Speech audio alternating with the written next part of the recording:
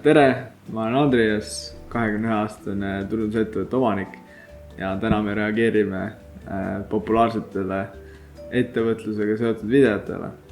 Ma ei ole neid videost kordagi näinud, nii et hakkame järjest vaatama.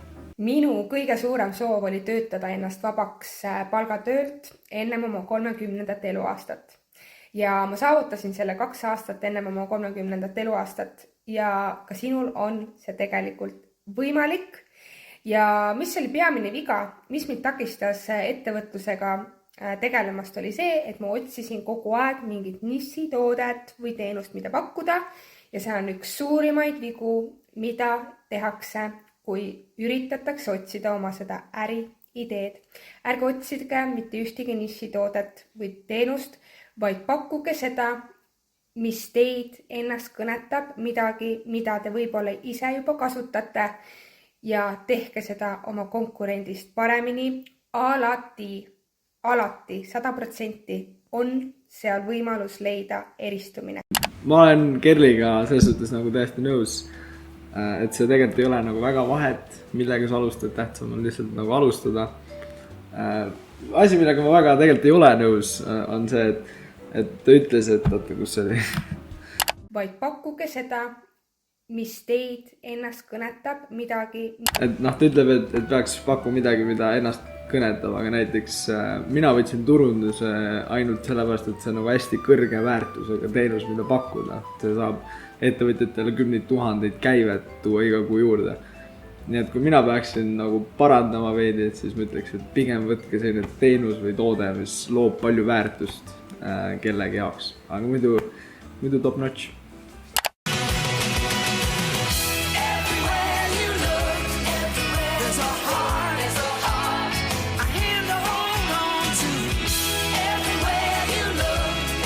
Jah, täiesti 100% tõsi.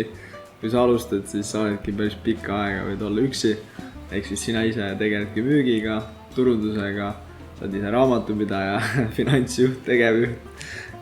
Kõik need asjad kombineeritud. Et jah, sellega läheb aega, võib minna aega, et võtta oma esimene võib-olla tööline või hakata delegeerima oma ülesandeid nagu edasi. Aga 100% tõsi.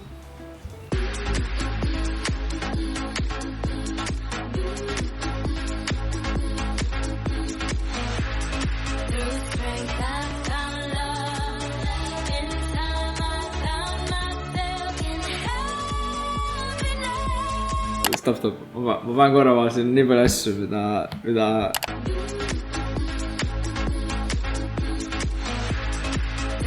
Okei, ära ole nii laisk, mine tööle. Kui sa oled ettevõtja, keegi ütleb sulle ära ole nii laisk, mine tööle, siis ütleme, kui tavaline tööline töötab 9-5, kuskil 8 tundi, päevas 40 tundi nädalas, siis ettevõtjana sa tavaliselt töötad alguses nagu reaalselt võib-olla isegi 10-16 tundi päevas. Kuldreegel number 1! Ettevõtjad on tõenäoliselt palju töökamad kui sina.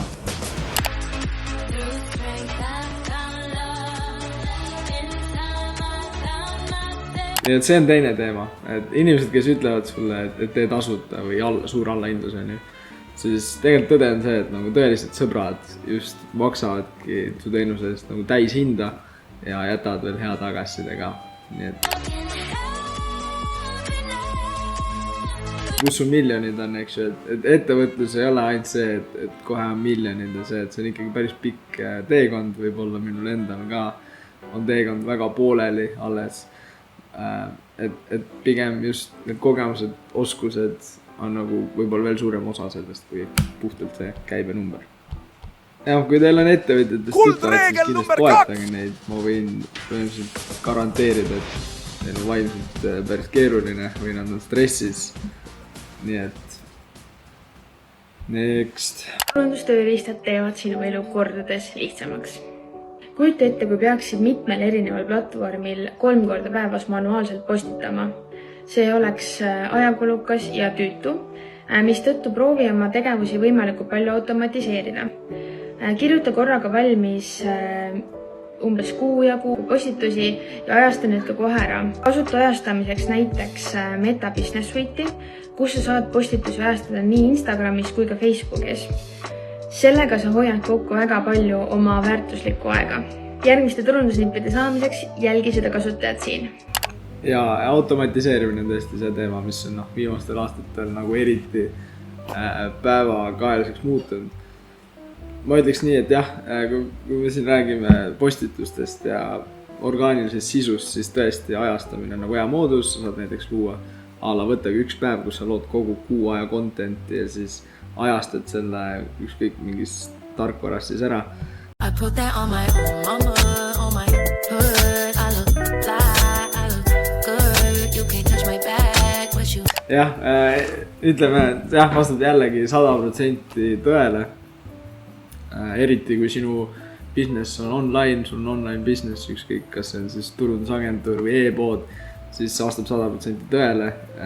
Me enamasti elamegi oma telefonide otsas ja jah, mul läheb samamoodi puhkusel olles. Ma ei tea, kas ma just meres olles võtan kõnesid vastu ja olen läpakas, teen tööd.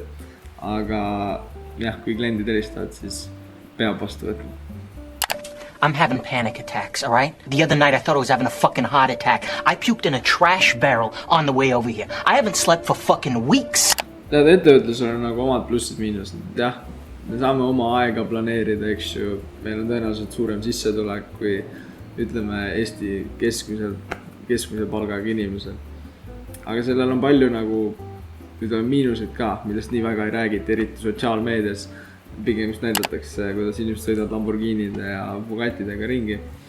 Aga jah, stressitasemed on kõrgemad, vastutus on suurem. Kuigi jah, mina ise ütleks, et see on selles suhtes tunduvalt ägedam ka. Aga muidugi jah, ettevõtlusega alustamine on küllaltki riskantne. Ma olen ikkagi tänulik, et ma selle nagu riski võtsin. Et ma arvan, et mul on palju, ma ei tea, kas just parem elu, aga mul on ikkagi igapäevaselt nagu toredam ja lõbusam, kui võib olla palgatööl olles. Next. Luka! Bueno! Pinju! Bueno! Pinju! Bueno! Jõululauas on alati hästi uhke rääkida ideedest, kuidas me loome mingi suure asja, mingi on ülikõva idee, siis päris suur osa ongi reaalselt lihtsalt arvud nagu lihtsalt töö tegemine.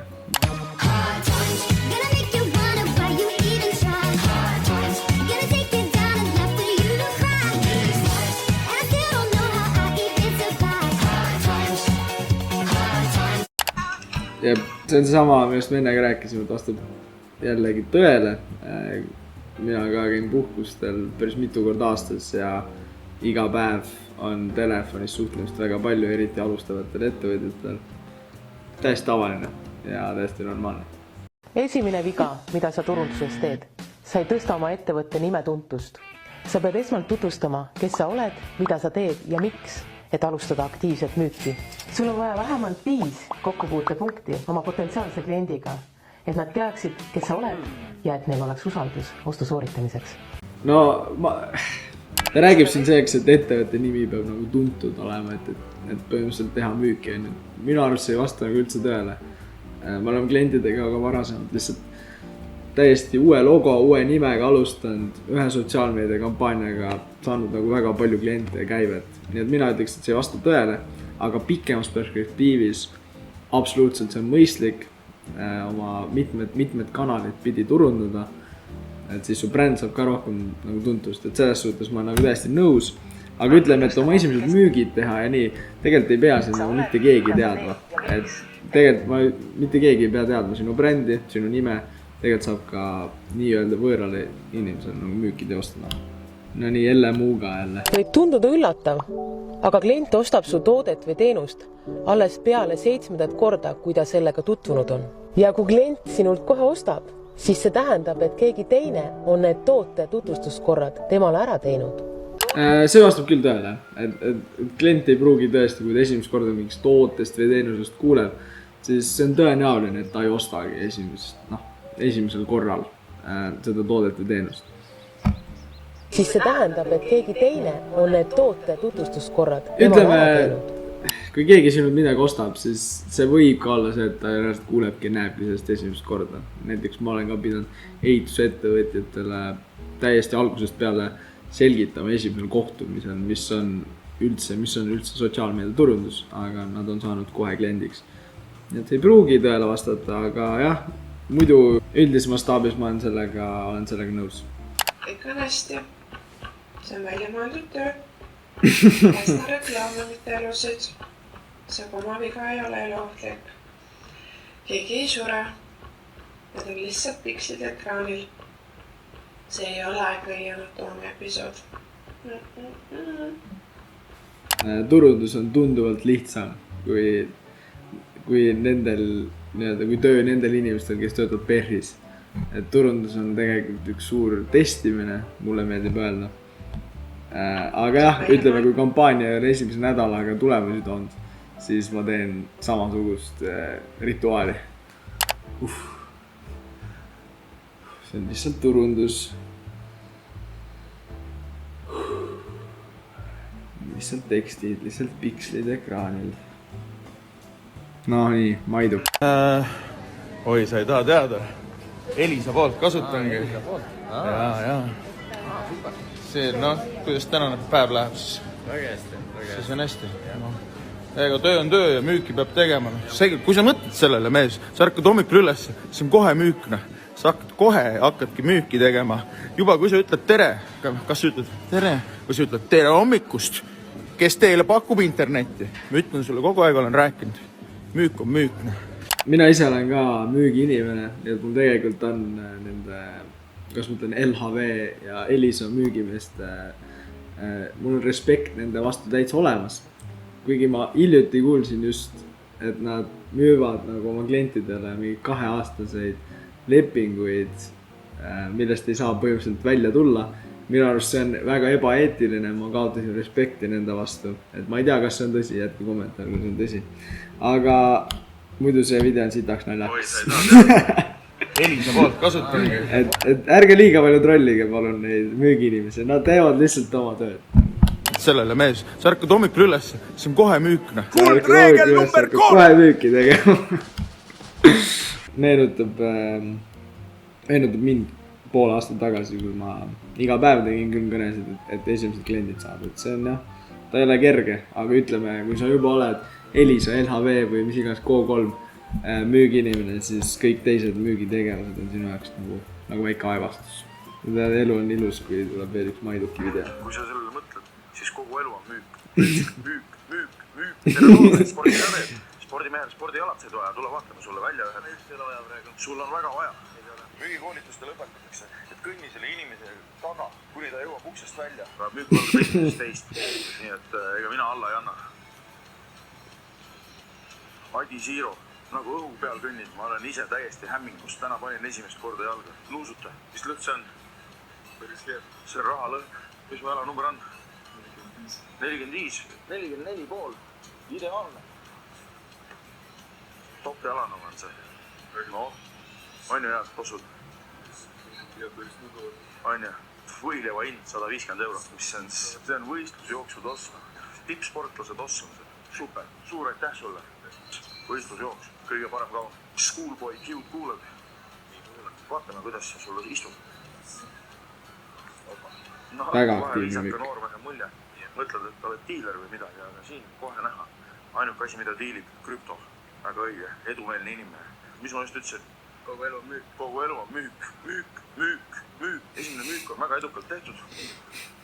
Müügiboonust praegu teenime väga korralikult. 10% müügist tuleb mulle. Sellepärast ma teengi müüki, mind motiveerib boonus. Kogu elu on müük. See video on küll nagu sitaks naljakas, aga tegelikult kogu elu ongi tegelikult müük. müük. Et jah, kui sa veenad oma tüdruksõprad minna kuhugi restorani, see on müük.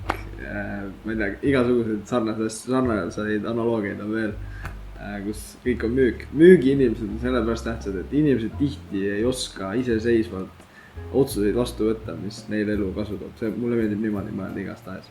Et selle jaoks on nagu müügiinimesed nagu olemas, et aidata inimestel võtta vastu otsuseid, mida nad iseseisvalt ei suuda või ei taha vastu võtta. Müük. So are we going out tonight? No, I'm kind of tired. I think I'm just gonna stay in. 100%, dude. Totally get it. I get tired myself sometimes. But let me ask you a question. What exactly makes you so opposed to going out tonight? Because I'm sure you've been tired before, but you've still done it, right? I don't know. I'm just not really feeling it. Got it. So when you say you're not really feeling it, what exactly are you not really feeling? I mean, last time we went out, every girl was turning me down. Gotcha. So what it sounds like I'm hearing is you don't want to go out again because you're scared of being rejected. Does that sound about right? Noh, põhjus, mis ta tegelikult tegi, oli see, et ta kaardistas sõbra olukorda, et miks ta ei taha siis õhtul välja minna. Aga muidu jah, tegelikult müük nii toimibki enamus ajast. Kui sa oled näiteks kellegagi müügikõnesse või müügikohtumisele ja sulle hakatakse kohe seda teenust või toodet nii-öelda hakatakse kohe seda müüma, siis see on tegelikult nagu punane lipp.